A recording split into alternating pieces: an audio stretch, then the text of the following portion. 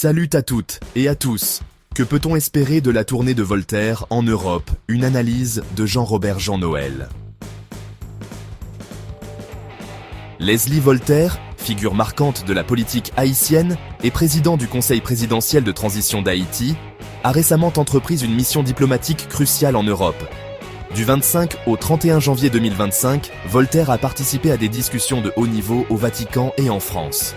Ces rencontres comprenaient une audience privée avec le pape François, une rencontre avec le président français Emmanuel Macron, ainsi que des discussions avec d'autres figures influentes comme le cardinal Pietro Parolin et Madame Louise Mushikiwabo, la secrétaire générale de l'Organisation internationale de la francophonie.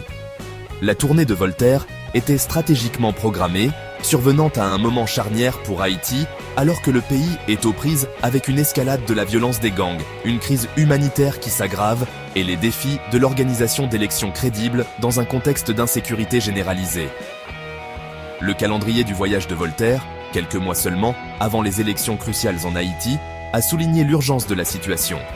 Sa mission visait à obtenir un soutien international pour Haïti sur plusieurs fronts, notamment la sécurité, l'aide humanitaire et la résolution du problème de la dette d'indépendance crippling imposée à Haïti par la France au XIXe siècle.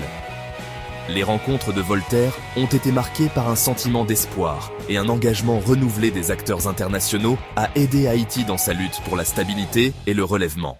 Cependant, la voie à suivre reste semée d'embûches, exigeant des efforts soutenus et une collaboration entre Haïti et la communauté internationale.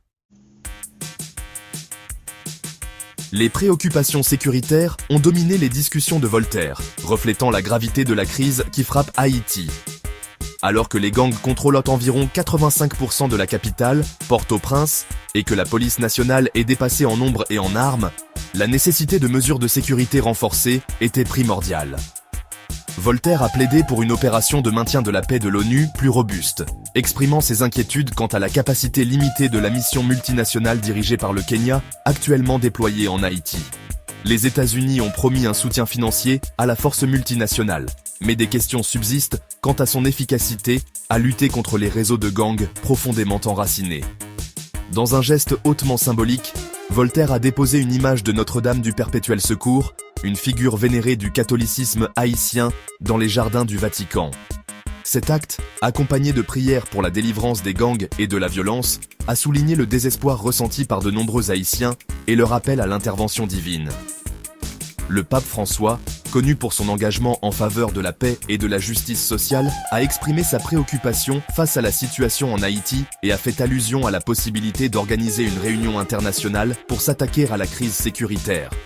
Bien que les détails et le calendrier d'une telle réunion restent flous, la volonté du pape de mettre à profit son autorité morale a offert une lueur d'espoir pour une réponse internationale coordonnée.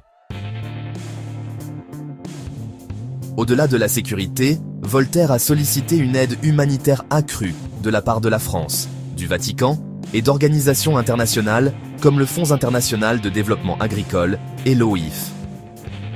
La situation humanitaire en Haïti s'est considérablement détériorée, des millions de personnes étant confrontées à l'insécurité alimentaire, à un accès limité aux soins de santé et aux déplacements forcés dus à la violence des gangs.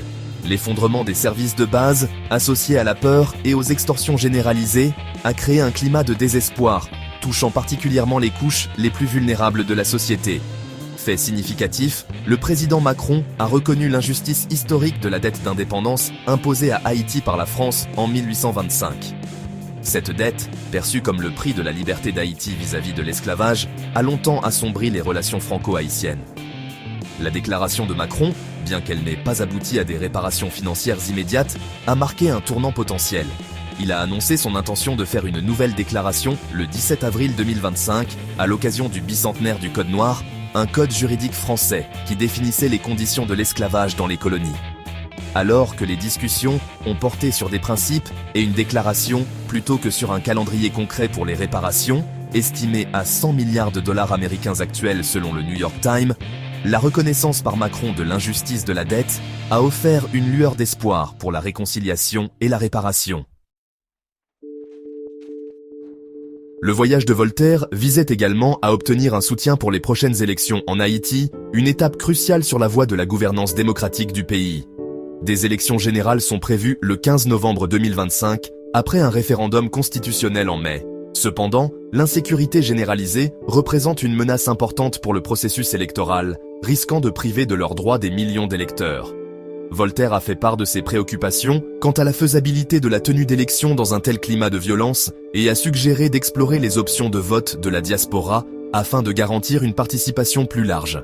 Dans un geste qui pourrait avoir des implications importantes en matière de responsabilité et de justice, Voltaire a accusé l'ancien président Michel Martelly de complicité dans la crise actuelle des gangs.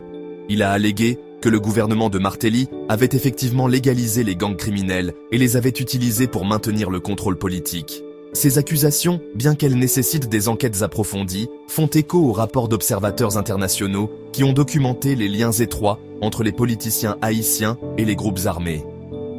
S'attaquer à ce lien entre la criminalité et la politique est crucial pour briser le cycle de violence et d'impunité qui mine Haïti depuis des décennies.